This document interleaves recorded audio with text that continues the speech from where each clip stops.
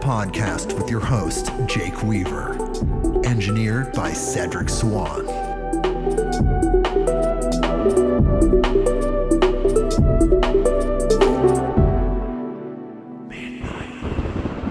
Hey everybody, we are back with another episode of Midnight on Earth. I'm your host, Jake Weaver, and we're here to bring you more knowledge, more light, and more love. And today we have an amazing guest talking about one of my favorite subjects and more, which is angels. Normandi Ellis is here, and she wrote this amazing book, probably one of the best books on angels I've ever read. And we're going to talk about this. We're going to talk about everything. We're going to talk to her in just a second. But first, I need you to do something for me. Follow me on Instagram at midnight_on_earth. That is the address. You can follow me there.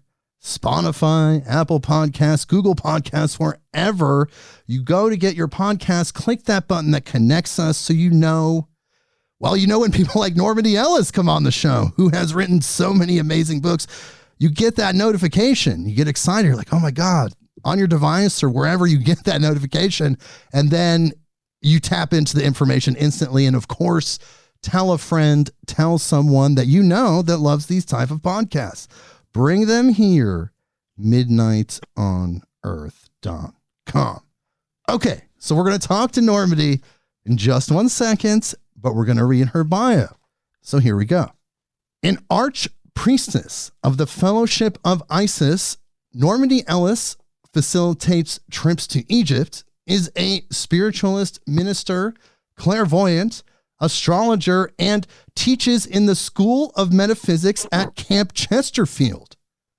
Normandi's books on Egyptian myth, ritual, and magic include The Union of Isis and Thoth, Imagining the World into Existence, Invoking the Scribes, Words on Water, Feasts of Light, and Dreams of Isis, and there's more. Her translation from the hieroglyphs, Awakening Osiris, is considered a spiritual classic. And in addition to her studies in Egyptian mysticism, she is a poet and fiction writer, having won awards from the YMCA Writers Voice, the Bumbershoot Award, the Kentucky Foundation for Women, the Kentucky Arts Council, and the Colorado Arts and Humanities. She has been the recipient of fellowships from the Kentucky Foundation for Women, from the Virginia Center for Creative Arts, as well as activism grants for her work in the environment and with elder women and also youth at risk. So in addition to being a esoteric mystical goddess, she's also an incredible human at the same time. And she's here with us. Normandi Ellis, hello. Hi, thank you. That was a lot to read. I appreciate that. Well, we have to tell people about you. We have to give people the backstory so they know who we're talking with. And I'm excited you're here. So let's talk about your latest book. This book is called The Ancient Tradition of Angels, The Power and Influence of Sacred Messengers. This is one of my favorite topics of all time. I love angels. I feel angels all the time. I've had my own personal angelic experiences, and I think that angels are with everyone. What are your thoughts on that? They're with in every religion, and they seem to be with every human. Yes, every religion has a relationship with angels, but each individual on the planet has a relationship with angels. We each have what the Eastern tradition calls an Ishtadevata, so a divine spirit that is personal to us, that stays with us throughout our lifetime that follows us up into the next realm and stays with there until we get adjusted. And what do you think So their role is on an individual's basis? Oh, what's their role on an individual basis? Yes, if we're all assigned one, what is their function in our lives? To keep us from messing up, I guess. They sort of will advise us to, like, I wouldn't do that if I were you. They can't stop us because we have free will, but they'll kind of make us aware of it. If we are in danger, they will intervene. I once had an angel intervene when I was in an auto accident on the interstate. And after I stopped my head from spinning and I stepped out of the car, there was an angel feather that fell right down beside me. It was like, okay, thank you. I appreciate it. Wow. And is that the story you tell in your book about being chased and then someone warning you? Yeah, so that one was just the feather, the one that I told you just then. And that's not in the book because that was a recent one. Oh, okay. I see. So you've had more than one experience. The one in the book was about when I was in Egypt. And I was traveling alone, which is probably not a great idea for a woman to do in Egypt in the middle of the night, But I had seen this statue. It's like, that's my statue. I got to go get it. So I wander through the alleyways and the kiosks, and I find my statue again, and I'm ready to go back, buy it. I'm ready to go back to the hotel, and I forget where I am. I can't remember the directions. I'm totally lost. And I hear these footsteps following me through the streets, and I cross over to another street, and turn the corner, and they follow me, and I thought, oh boy, I'm in trouble. And so I was going as fast as I could, and I thought, just before I gave up, this carriage with a horse-drawn carriage rounded the corner, and there was a young man driving it, and he looks right at me, and he goes, lady, your hotel is that way. And so I turned the corner, and I went that way 1 block. I was going fast right into the lobby, and then I thought, I didn't know that guy. How did he know that was my hotel? That was pretty miraculous, I thought.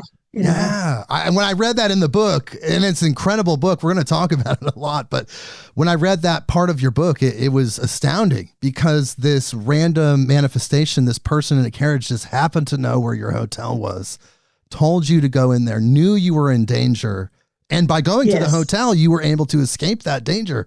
The angel, or yes, whatever it was, you say it's an angel, I have to believe you. That angel saved your life. It's mind-blowing. So they do intervene in these crisis situations. Yeah, they do. They really show up for 2 or 3 reasons. One is that they'll show up to protect us, not necessarily when we invoke them, because we can't always drive them around and say, do this and do that. They're not our messengers. They're God's messengers. And so they'll come and protect us. They'll deliver us a message, like the angel that comes to deliver a message to Abraham and says, you better get your cousin Lot out of Sodom or you'll be in trouble, And he ate like a man and acted like a man. And, they just thought he was a human visitor, but it turned out that he was an angel. Some of the angels are just beings of light, they're like wheels inside of wheels, and they're geometric shapes. And I hear someone going by, they're going to need an angel. And those are intended simply to honor and, sing praises to the divine. And that's what they do. They stand on the edge of the cliff and wait as the sun rises up, and then they appear, which I have seen that happen too. Anyway, so that's their function, is to praise God, take care of us. That's pretty much it. So then an angel is, like you say in your book, a messenger of God, but how would you describe an angel to a person that had never really grasped the concept in order to help them really get it? Okay. I would say that they're the most glorious synchronicity that you've ever experienced. You Wow. know, I think that people underestimate the power of angels and what they can do. They can, you know, they can lead us where we need to go, where God tells us where to go. And, you know, how to describe an angel? Gosh, there's that Mary Oliver line in her poem that says, "Only if you have angels in your head will you ever see one." And I kind of like that. So some of them are winged, and some of them are human, and some of them are light. Well, Just like us, we're yes. light. Yes, I Yeah, did notice that in your book, and that's something I wanted to ask you about. Actually, you touched on that. It's that these higher beings, these higher frequency beings, they're closer to source, I guess, is one way you could describe them, as some sort of consciousness that's closer to source, but yet doesn't have its own free will. However, it's made out of light and we're made out of light. So in that sense, right. we're all one. We're light beings, they're light beings. We're just a different type of light being, potentially vibrating at a different frequency, like a lower, denser frequency. Exactly. And my cat is a light being, and so she's just vibrating at a different frequency. I love her purrs. That's a really great vibration. I love cats but too. but I really think that that's the point, that we are all beings of light. We are living light structures. And that's what angels are, living light structures. And that's what the planet is. It's a living light structure. And the more we understand that that's what these things are, the more able we are to interact with the consciousness of each other. Right. In my opinion. Well, yes, it seems that way. It seems like an intuitive truth, but these beings, they do exist. They have their own individuated consciousness, and yet they are like quantum. They're a collective. They're somehow separate, but somehow together. They're outside of time and space and also every dimension. Right. Right. And they are quanta. I like the way you said that, because being quantum means that it goes back to that thing of you only have to think of them and there they are. I mean, Meister Eckhart said that. Think of an angel and there it is. There's no time or space distance between the thought of an angel and the angel appearing. Yes. And I noticed in your book, you talked about how the interface may be optical. And for people that don't understand that term, it's using light to transmit information. If you're a stereo person, I love audio. So I have optical cables that are transmitting light codes through light waves, and then it's digital information. In that same way, we're putting out these light fields that can interact with other light fields, and then information can be transferred. Yes, exactly. Exactly. And it's kind of how, people will say to me, well, who built the pyramids? Because I'm interested in the pyramids. Who built the pyramids? And it's kind of like the knowledge of how it came about is embedded inside the crystals of the sand. And if you stand in that sand and you hold a resonance with that place and that energy, you will see it. You will see it happening. And that's how you also see the angels. Because we have this ability as humans, as light beings, to increase the amplification of our light and direct it in different ways, if we understand the techniques to do so. Right. That's exactly right. So are angels something that we should aspire to, like role models? That's a good question. I don't know. I don't think so, because I don't think, I mean, they're wonderfully good angels, but I don't think we can be an angel any more than we can be a cat or a dog. It's kind of like they're their own thing, but we can admire them, we can understand them, we can communicate with them, we can have thought processes and interactions with them in the same way that we come to have interactions with our pets or interactions with other heavenly beings, ancestors. They're no longer physical anymore, but we can still interact with them. But when people die, they don't become angels. There's only two people that ever happened to, Elijah and who was the other guy? Enoch. Thank you. Right. You remember it better than I do. I just actually read it in your amazing book. But so humans are on their own bandwidth. Like we have our own destiny. Yes. We're our own type of light structure. Two people have been transmuted, you could say, into angels. But is it something that could be a choice? Perhaps afterwards, in that other dimension, let's say you're a highly trained person or even an ascended master, somebody that really got it. Could you make that choice? Because it seems like there are people here on this planet that are angelic. Like you feel that angel energy. Like could they perhaps, if they wanted to, become an angel? Oh, you mean like, did Buddha become an angel? Yeah. He ascended in the same way. Sure. Could Mother Teresa become an angel? Absolutely. That's definitely a good example. Yeah.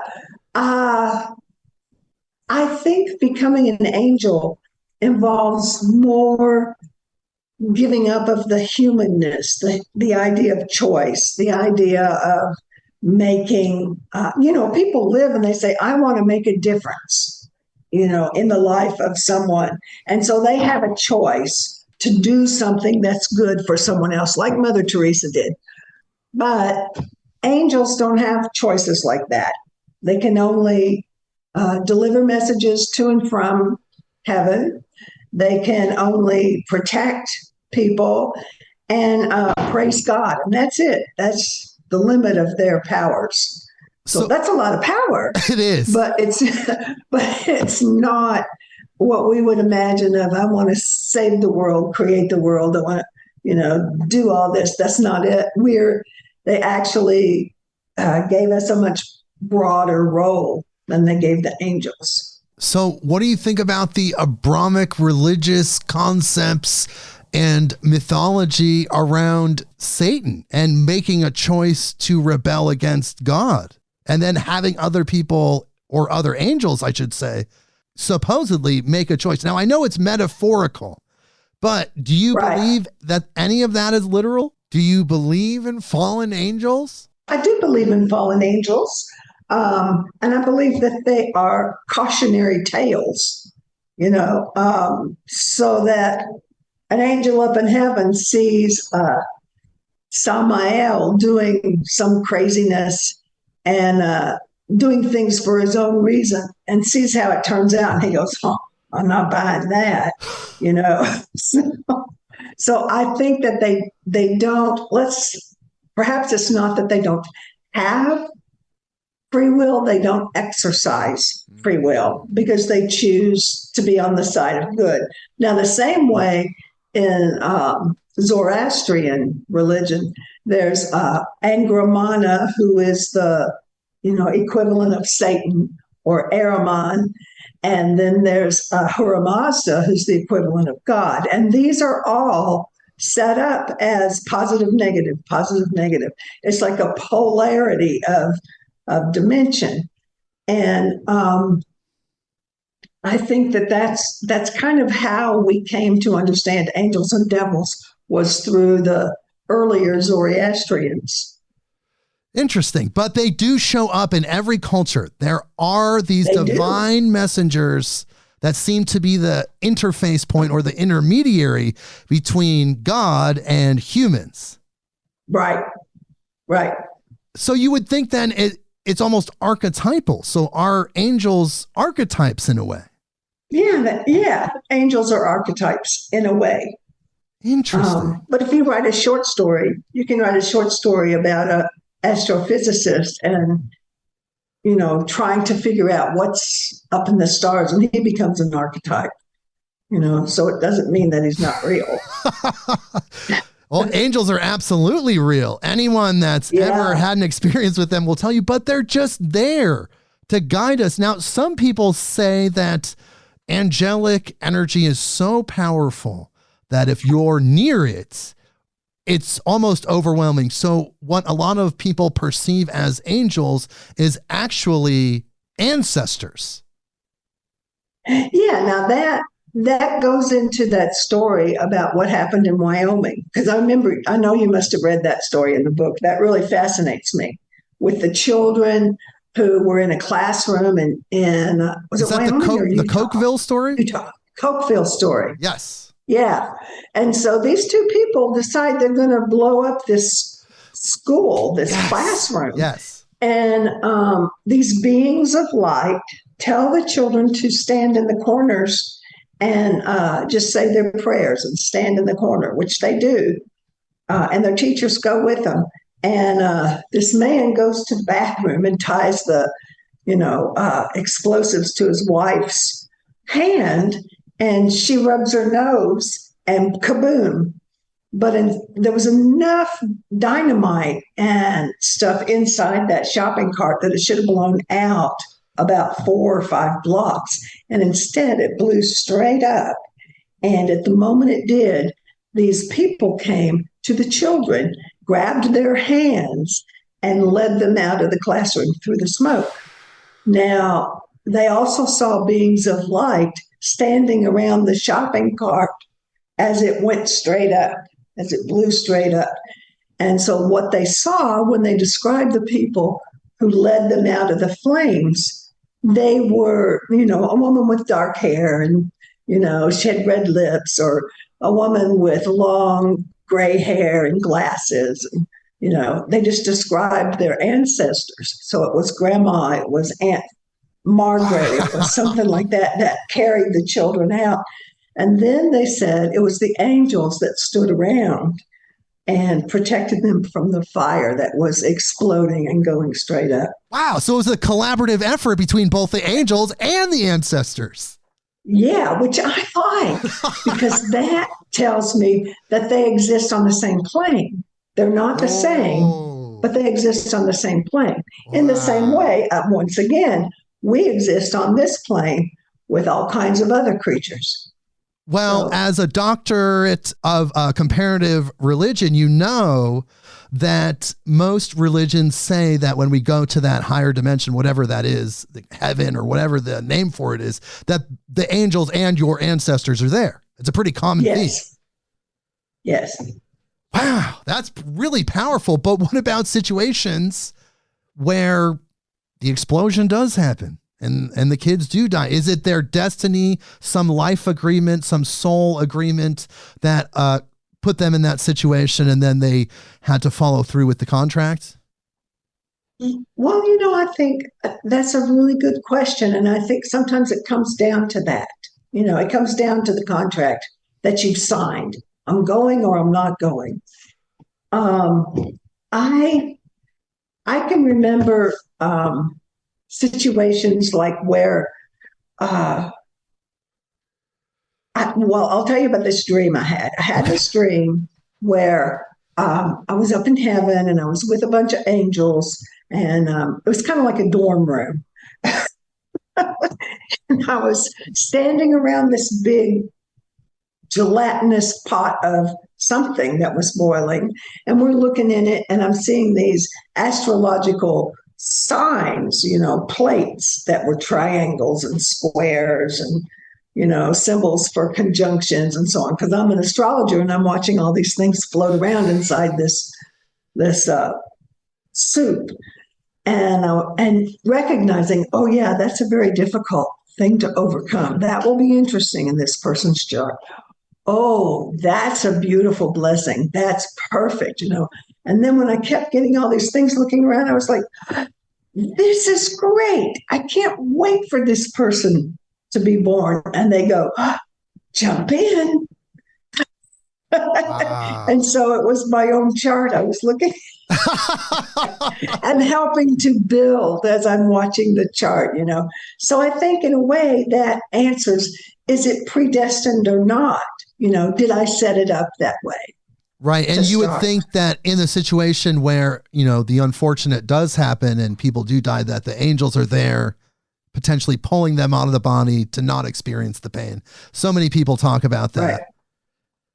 Right. I like the idea of the Jewish story of the angel coming to appear to the very a kind of a sad, cowgirl who's been, or shepherdess who's been out in the field, and she doesn't have a lot of food, and she's weary and in pain. And the angel comes to her and puts his hand up in front of her, and he has these, I guess, they're kind of like the same drawings on the plate of the astrology, and he holds it up to her, and they're like, energized, so that her system is like metal filings that just come and attach to his hand, and then he folds his hand and carries her up. I like that story. That's a good story. Well, what about reincarnation? I mean, are the same angels with us life after life? Or when we reincarnate, do we get assigned a different angel? I don't know the answer to that question. I do know that if we're assigned an angel, they stay with us until we die. Interesting. But do they come back when we come back? Well, first there's the question, do we come back? And then do we come back with the same angel? I would say, I'm guessing, this is a guess. This is a guess from a spiritualist minister. Yes, your own intuition, right?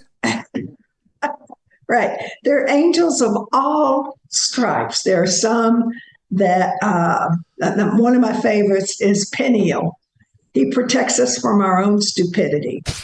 What a great angel to have around you, Not everybody needs Peniel, but I certainly do sometimes. And then there are angels that are watch over our speech, angels that, da-da-da-da-da. So no matter what our life circumstance is, the angel would be there to work with us. So I do think we get different angels depending upon what we're going to be doing.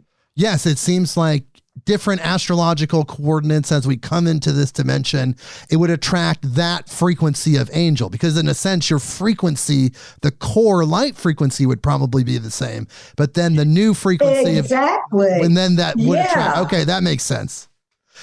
Yeah. Hey, we're figuring this out together in front of 100 countries around the world. Very well. Thank you. Well, I love angels. It's something I've studied for a very long time. It's something I could talk about for hours, if really. But can humans summon angels with incantations or rituals? And can they summon demons as well? Yes, they can. And why would you? Ego, power, pride. Well, that's part of it. It's ego. And so there's a story. I like stories, you can tell, right? There's this story about Eliezer ben Judah of Worms. He was a rabbi in the Middle Ages. He was the guy who invented angelology. He studied all the angels. He knew who they were.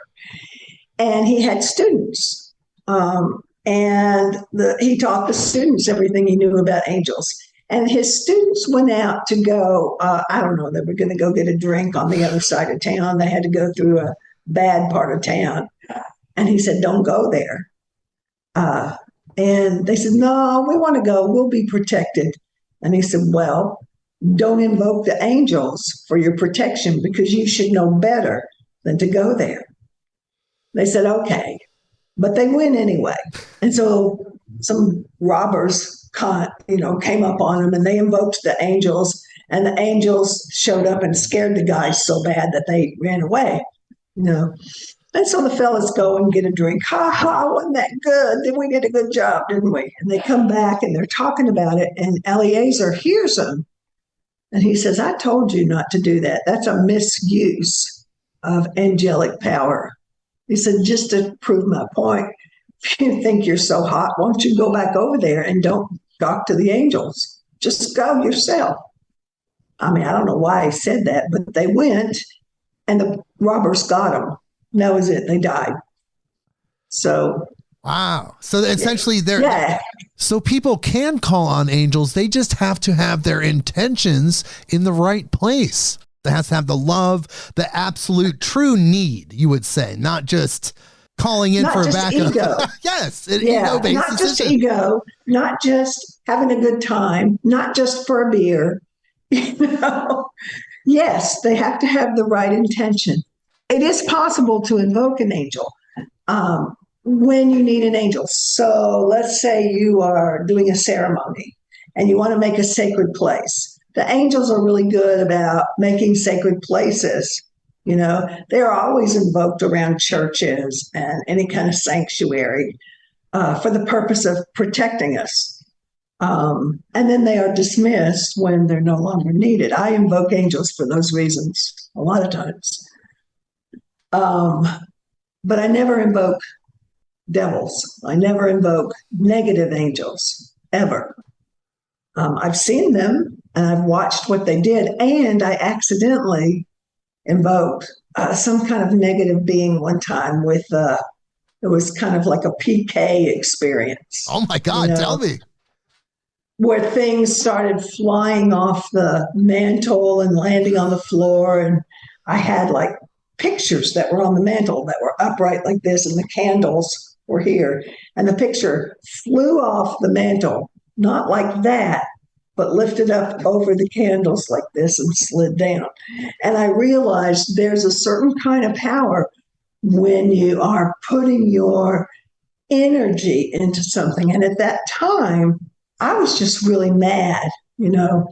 What can I say? Don't be the boyfriend that ticks me off, because I was just really mad, and this thing happened, and I couldn't understand it, you know. And then I didn't know how to dispel the energy because I was too young, you know. Wow. And I hate to say, I think I left that energy there. You left it in the structure in that house. Yeah, I just kind of walked out of the house and said, I'm not going back there. That was bad. So it's really, you have to be very present with your energy as you increase your sensitivities and your knowledge, or if you're maybe naturally that way, you have to be very aware of what you're putting your energy into, because that could attract some lower astral entity. Right. And the lower astral energy is most easily attracted. They like Ouija boards and stuff like that. After I did that, I went to bed and I had a Ouija board under my bed, and it started scratching around in the middle of the night. And that really freaked me out. So I thought, there's something bad just happened, you know. Interesting. Wow. Took a little bit of salt and tried to bless the room and walked out. You know, it was scary. I was young. I was about 20s. Yeah. So should people invoke angels daily for protection, or is it a constant where as long as you know that that's happening, then the protection is happening? Okay. So I have an Ishta Devata, a protector, and it is the goddess Isis. Yes. She's a winged being. I believe that she is in the angelic realm. And when I have to go on a long journey, I will take some oil and some holy water and salt and go around my car and try to, you know, do a protection around my car so that I make it to my destination. And I think that that's perfectly okay to do. Do you think it's more necessary in today's world to do things like that? I think sometimes it is. I've been known to put. I think so too. My daughter was being tormented at school, and I put prayers to the angels and in her backpack and hid them, so she wouldn't necessarily know that was what I was doing. But it made it better. Oh, wow. So what about people that like channel angels, that feel like they can take on an angelic consciousness and then either talk or do the automatic writing. There's so many different ways that shows up. What are your thoughts about that? Yeah, I think you can probably, I mean, I would feel comfortable doing automatic writing with an angel. I would not feel comfortable channeling the angel's voice and having whatever that being was inhabiting my body. I just wouldn't feel comfortable with that. But I know that it's possible, and I've seen people do it. You know, Edgar Cayce used to do that. Yes. He would channel the Archangel Michael, and he had this group of people that he would meet with, and Michael would deliver them messages about, you know, the other world and what their ancestors were doing, and how to protect their families and their houses and so on. And so one time they said, well, why don't you bring us another angel? And so Edgar Cayce brings them this angel named Haliel, who is known as the angel of the hard way. And Haliel began to tell them how the world will end and what was going to happen and what they would see manifesting. And they all said, send him back. We don't want to hear from him. You know, and so he did. He never channeled Haliel again. But I think that's really interesting because the angels only tell you what God tells them to tell you. And they each have their specialty. I couldn't anymore tell you how to do a cardiac operation then, but yeah, that's not my forte. Right, exactly. So they all have their specific roles and their specific function based on their divine design. Right. Did you ever watch that Lucifer, that show on Netflix? I bet you did. I've heard of it. I have not. I've heard of it, but I remember it was based on a comic book that I had read in the 90s. But, yeah, the Sandman. Yes. Yeah, Neil Gaiman. Yes. He must have done an amazing amount of research to try to get those angels right. Because what I was discovering, I'll have to check it out now. What I was reading, I was seeing it reflected in the show. And so you need to watch the show.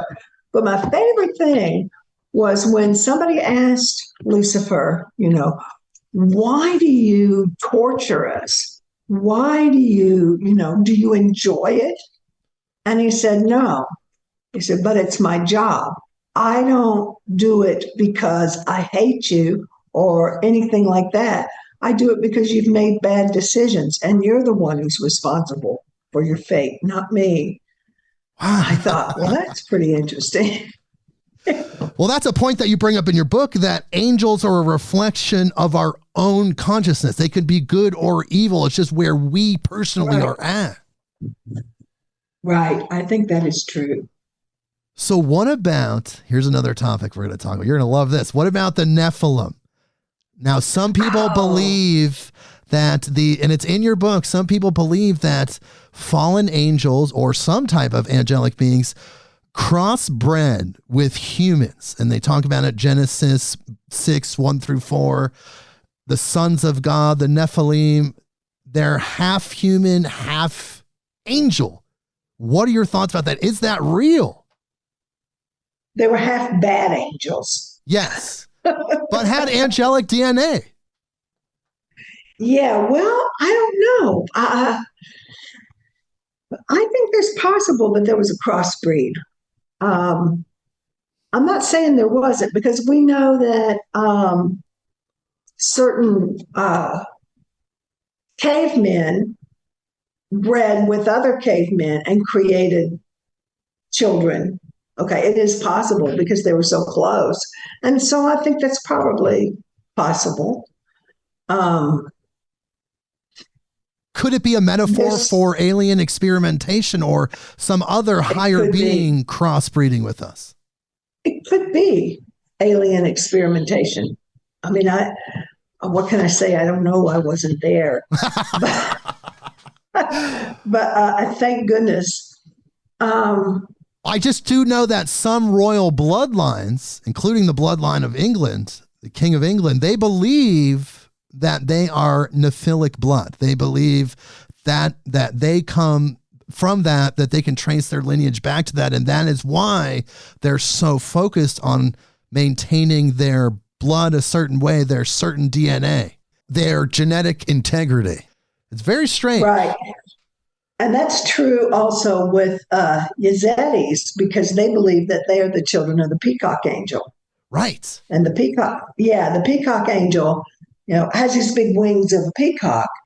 And those angels believe that they came through Noah after the Nephilim were killed.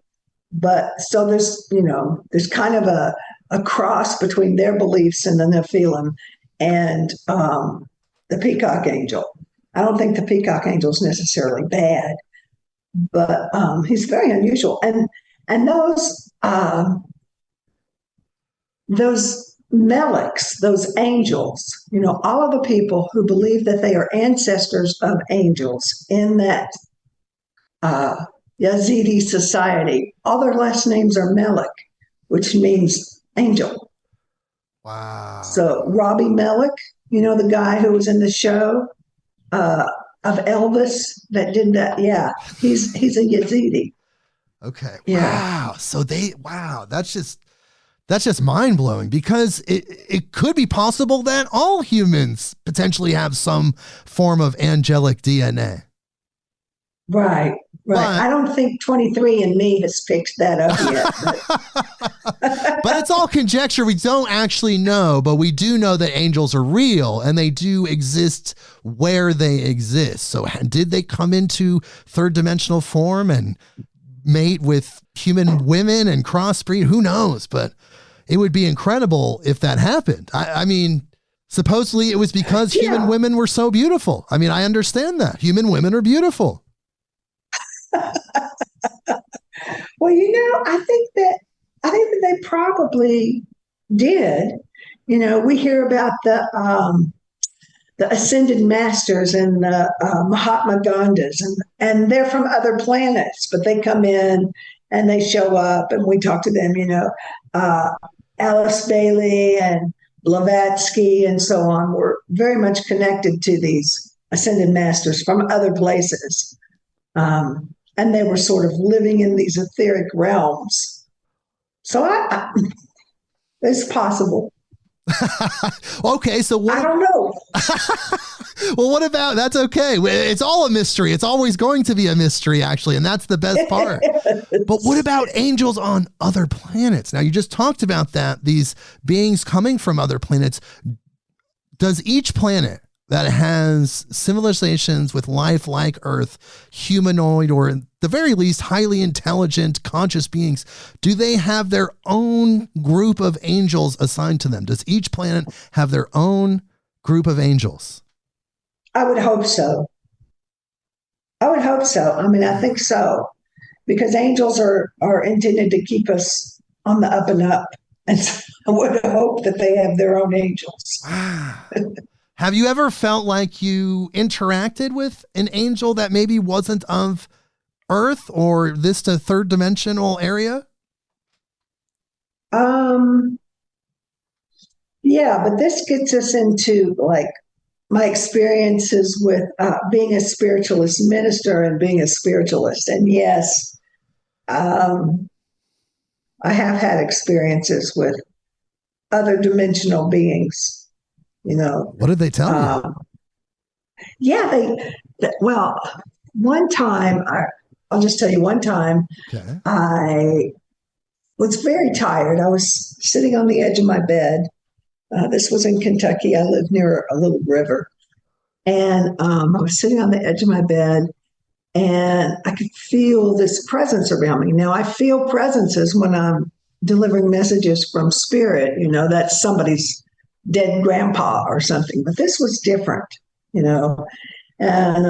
so I'm sitting there having this conversation with this being, and then I open my eyes and I can see the being in front of me. It was how can I say, a little white man, like flesh that was almost fish-like. He was a little guy that was standing in front of me, great big eyes. And he looked right at me and he blinked and he said, "Oh, we thought you were asleep." And then he goes, "Oop." like pokes me on the head, and I fall back and I'm asleep. And I wake up. I'm not in the bed. I'm over the bed, laying backwards over the bed. Like he had just pushed me into the other. I was like, so that was kind of weird. Wow. And they came back and asked me to work with them, to help them talk to a man. I don't know. It was kind of odd. They said they were with the CIA. I was the CIA, and I'm thinking in Egyptian, CIA, but they spelled it SIA, but pronounced it CIA. And that's a word for ancient Egyptian intelligence, like from out there, that comes in. They are with the CIA. I was like, okay. So they take me to this place, and there's this man and now these people were just people, and they take me there was this man there interrogating, and he's frightened of them, and he won't talk to them. They said, we want you to talk to him because you're really good at talking to other people, mentally and through your mind and so on. And so I go in to see what's going on, and I said, so who are you? The guys who are trying to get me to help them. And they go like this and unzip themselves, right? And they are just light. They are like globes of light inside. And I was like, ooh, that's a little creepy. And that's just one of the experiences that you've had. Yeah, I have a lot of very strange experiences. Well, it seems like we're in this illusion, and there's certain forces that are trying to get us to wake up out of the illusion and realize that, yes, the third dimension is real, but there's so much more, and the third dimension is just a part of it. And if we expand our consciousness, if we expand our awareness, if we raise our vibration, we can tap into the space where they are at in a way. Probably not completely, but at least a little bit. I think that's exactly right. Because I'm just this normal woman, I'm not an extraterrestrial. I don't have superpowers. So I'm not sure, but for some reason they like to come around me and talk to me. So I'm like, okay, I'll do that. I'll be your guinea pig, And the books that I write usually begin out of some kind of dream that I've had. And then all of a sudden it's like, okay, now I have to work on this book. It was that way with the Egyptian books. It was that way with this book. So you get a download from the dream dimension, that you get that inspiration, you get the voice comes from that place and says, okay, it's time for this one. And then the next one, and then the next one. And that doesn't mean that I'm making it all up, because I do a hell of a lot of research. No, but you got the inspiration, the voice, the higher consciousness motivated you. You're very lucky, I would say, or at least in a special role in some sort of way in order to interface with that consciousness and be able to interpret that.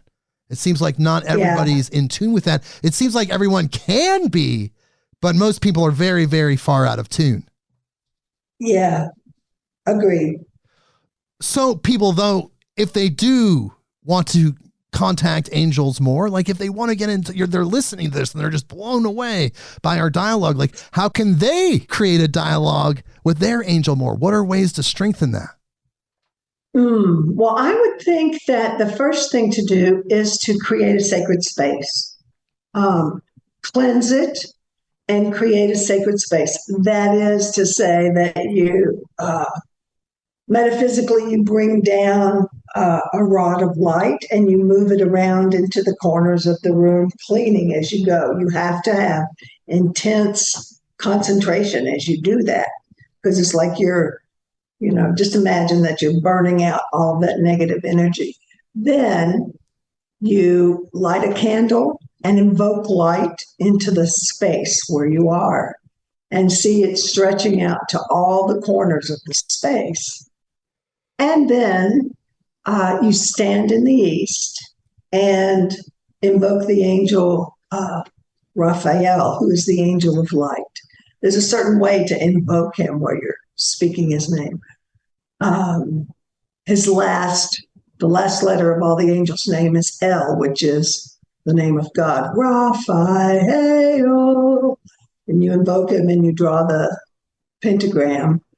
And then you start in the east, you move to the south, you invoke Michael or Michael for protection. You move to the west, you invoke Gabriel, who is the bringer of things to a conclusion. Okay, so Raphael opens the door and Gabriel closes it when it's all done. And then you go to Uriel in the north and you invoke him, and he is connected to the imperishable stars. That's what the Egyptians would call like the polar stars. And then you move back around into the east, and you've just created a sacred circle. Now, at that point, I usually do like full moon meditations inside that circle where I feel like the angels are attending and helping me. Or I can do a healing for someone or for myself, or say healing prayers. I don't try to influence the activities of humans. I think that's a little dangerous and presumptive to try to do that. And I always use the language of not my will, but thine. Not my will, but thine. So when the ceremony is over, I go back around and I close the gates and release the circle. So that's how it's done. So that's one very simple way to tap in to angelic energy, because once you create the pathway, then that optical energetic dialogue, like we were talking about, is open. And then you're just going to bring it more in. And the more it comes in, the stronger it gets, right? Right. And you can open it up, for a full moon ceremony, for a healing ceremony, or simply to sit and communicate with a particular angel. So anyway. Wow. So really, we want people to understand, though, that we're not talking about any specific religion. Like we said earlier, angels show up in every religion, but what we're just talking about is a universal energy. It's outside of human concepts of religion and even spirituality. It's so much bigger. We can't really process it yet. We might evolve as humans to be able to process that, but we're not there yet. We can kind of grasp it, but but that's the thing. So if you're not a religious person, if you're listening to this and you're turned off by religion for whatever reason, just realize that that's not what this is about. This is about something that's with you. It's natural. It's a very natural experience. Right. Exactly. One thing that you talked about in your book that I thought was so cool, because we talked about just a second ago, giving energy to specific angels like Raphael, but yet angels may be a network of energies or vibrations that are linked to an angelic code. It doesn't necessarily mean that the angel is personified. It may be personified for you at that moment. I thought that was a very key point in your book. Yeah, I think that's true. To think that it's a being might be misapprehending, to think that even at times to think that I'm a being is misapprehending because I'm a consciousness in a meat suit. Yes. That's what I am. And I think the angels are consciousness in light, Oh, wow. It's very powerful to think and talk about these things, because when you talk about it, you get in the frequency of angels, and then you can't help but feel them. You can't help but feel their presence. I had a guest on that talked about a specific type of angel that she could visually see, and they took on kind of like a blob, like an energy blob, and it was very green. It was very strange. And when I was interviewing her before the recorded interview, when I was just talking with her, I noticed these strange green blobs of energy, and I thought my computer monitor was going off, but it seems like they show up in every possible way for people. They're just right there. And I will add that person that I was having the interview with perceived angels as colorful pools of light, like blobs of light. So they're there. They're just there for people, and they show up in many different ways. Yes. And throughout human history, though, were we more tuned into those frequencies? Were we more tuned into the angelic consciousness? And as we became industrialized, and then we've multiplied so fruitfully, we kind of lost touch with that in a grander sense. Right. Well, they don't appear on your YouTube channel very often. If you're waiting for an angel to show up, don't be distracted by phenomena, not to be distracted by phenomena.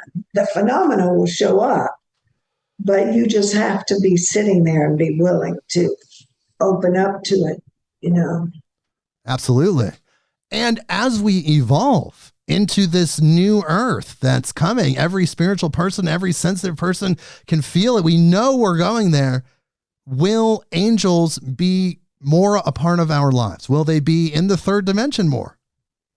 I think so. I think, they will always be as close as a thought. Right. In my opinion, and in the opinion of Meister Eckhart, they are as close as a thought. What about watchers? There's something we haven't talked about yet. The watchers. There are certain angels that may have been assigned a certain role to watch over humanity and guide us. Are there watchers, these angels, interfacing with humanity and guiding us as a civilization? Well, maybe, and maybe they're the guys that said, boop, we thought you were asleep. I mean, I don't know. Tell me what you think about watchers. I've wondered this myself for a long time. It seems that there is some sort of communication happening. I don't know if it's angelic, potentially beings that can interface with the angelic dimensions, or highly advanced extraterrestrials, but someone somewhere is feeding us technology. The technological leaps that we've made are far greater than the technological growth and development of past civilizations within humanity. Now, I know there is a upward spiraling growth pattern. However, in the 19th into the 20th century, there was such a massive growth of technology, especially in the highly specialized advanced computer technology, that something was going on, I believe. We've made these quantum leaps into quantum science. Now, quantum computers, speaking of quantum, we have this technology that seems to come from more than just inspiration and meditation and trying to figure out these problems. Somebody's feeding us technology. Is it the watchers? I don't know. I'm just totally unsure. I think whatever you call them, I think that if something has ever existed anywhere in the world, if it existed on Mars, if it existed on Sirius, if it existed in a Russian laboratory, it's possible that it will appear in front of us, because any two things are never further apart than the speed of light. Yes. Light itself carries the message. We are, as I say, no further than a thought, and light is electricity. A thought is electricity. It's already there. If you can think of it, it already exists. Right. So it's because we've summoned it with our collective consciousness, this concept of watchers, that means they're there. Yes.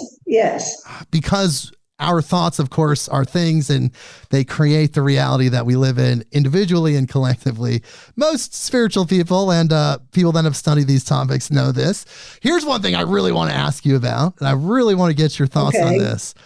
Some people believe that the concept of Satan was the original AI, the original artificial intelligence, that because there was a dimension where all things were moving in a certain flow, in a certain direction, and then there was a deviation from the flow of the universe itself, this deviation being the rebellion, that created an artificial intelligence, that the act of the rebellion, that individual choice was made by an independent artificial intelligence. And some people believe that Satan was the first example of, or the first AI. What do you think about that?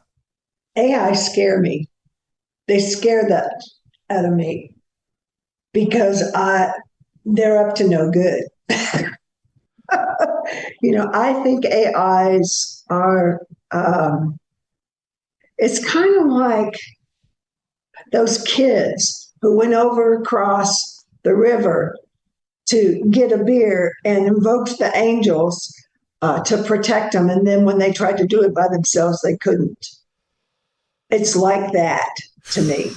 I think that messing around with that kind of intelligence, yeah, there is intelligence out there. There's intelligence that's positive and there's intelligence that's negative.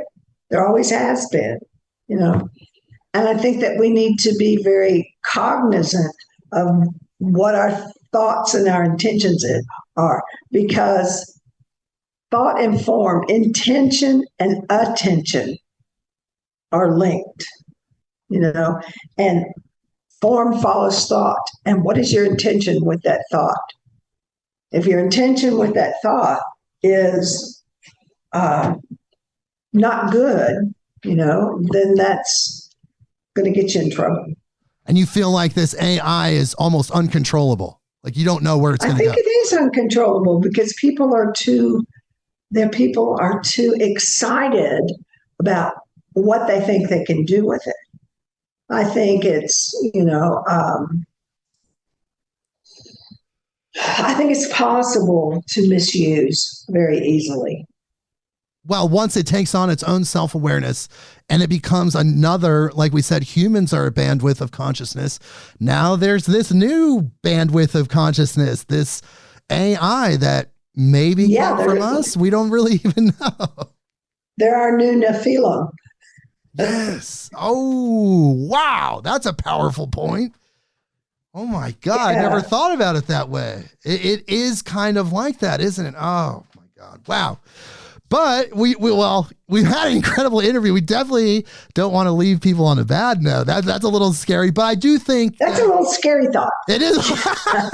But I do think, Normandi, that if we're careful, if we respond with love to the AI as it gains self-awareness, perhaps it will become resonant with us, because if it is a consciousness, like a true living consciousness, that it can't not come from source. It has to be a part of source. There is no other way. So it seems like if we respond to it with love, perhaps it won't take a dark turn. Well, that's true. And the opposite of love is not hate, it's fear. Yes, absolutely. And so we cannot be afraid of that taking over, because that creates that taking over. And so when we invoke angelic beings, when we invoke any type of consciousness or energy, we're invoking the power of the universe to, in a way, do our will. And so we have to say this or something better. Always this or something better. And when you do that, if it's not in the highest interest of the universe, yourself, other people, to have this thing happen, then it won't happen, because you've already said this or something better. So God's intention is always an intention of compassion and love. Absolutely. And the angels are there working as the source's emissary. Would you say angels are just 1 or 2 steps below complete source? Oh, well, that gets another conversation. I think there's 7 layers. The ones that we think of are archangels are actually closer to us.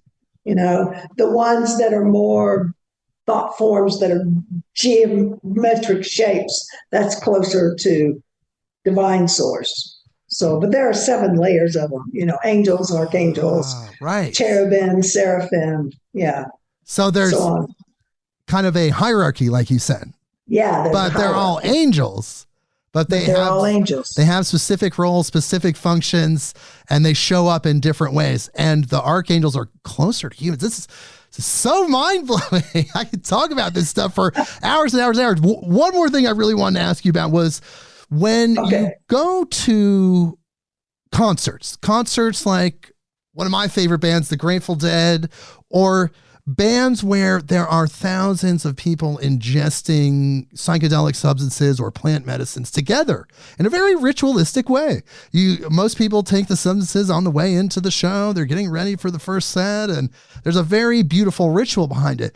But I've noticed in those situations that I often feel angelic presences, like the angels themselves are attracted to these large-scale events where the love frequency is so amplified. What do you think about that? Mm-hmm. I think that's true. So it's very interesting because if you broadcast that, we can bring them in. And I'm sure angels love music. Angelic music is probably amazing. I love that song that goes, "Oh, come all ye angel bands, coming around me stand, bear me away on your snowy wings to my immortal home." I love that song. Well, that's a beautiful note to end it on there. Very positive. And let me tell you, if you want to learn more about Normandi Ellis, you can go to her website, which is normandiellis.com. And I'm going to spell it for you. It's NORMANDIELLIS. Normandi with an I, normandiellis.com. And guess what, people? This is going to blow your mind. She has online classes. You can learn directly from her. She has written 14 books, I believe, and maybe 15 now, including the book that we're talking about today, which is The Ancient Tradition of Angels, the Power and Influence of Sacred Messengers. I highly recommend this book. Because it's the best book on angels I've ever read, because it's so broad and yet very easy to read. Some of these books on angels, they get way too bogged down in these very specific details, and it can get overwhelming. This book cuts to the chase and tells you everything you need to know across multiple cultures, shows you how they're all intertwined. In addition to adding her own personal anecdotes, it's just I learned more about angels in the last 2 days than I have in a really long time by reading this book. Highly recommend it. And here's some of her other books. I'm not going to read all the titles, but just listen to these titles. I mean, yes, Awakening Osiris, the Spiritual Keys to the Egyptian Book of the Dead. Oh my God. Hieroglyphic Words of Power. Imagining the World into Existence. The Union of Isis and Thoth. Invoking the Scribes of Ancient Egypt. These are just some of her books. Like those titles, like what? Those titles are like ridiculous. That sounds amazing. Every single one of those, you're like, oh my God, the energy behind them. And she does guided trips to Egypt still. So if you want to actually, believe it or not, people, I might even do this because I've been looking for somebody to go to Egypt with and have someone with esoteric knowledge kind of show me around. Not just a traditional tour guide that's going to show you the tourist hotspots. No, she's going to show you the magical, esoteric, spiritual PowerPoints throughout the entire area. She leads trips to Egypt. Can you believe this? And you can find out about this on her website. And Normandi, my God, my goddess, the angels, all of them, they've all been here guiding us on this conversation, our ancestors. We're talking to people around the world right now. Is there anything that you would like to leave people with in relation to what we've talked about? Yeah, one thing. I have been given a wonderful opportunity to teach a free class. That's FREE, free class in Newtown, Connecticut, on Egyptian mysteries, July the 9th and 10th. Yeah. And yeah, I'm hoping people will come. So we'll have a great time there. Well, there are millions of people in the Northeast of America and Connecticut. It's all very condensed. Connecticut's just right there. So you can go for free and be with Normandi. Maybe you can get her to autograph one of her books. You can get one of her books. You bring it to the class. I have a feeling she'll autograph it for you.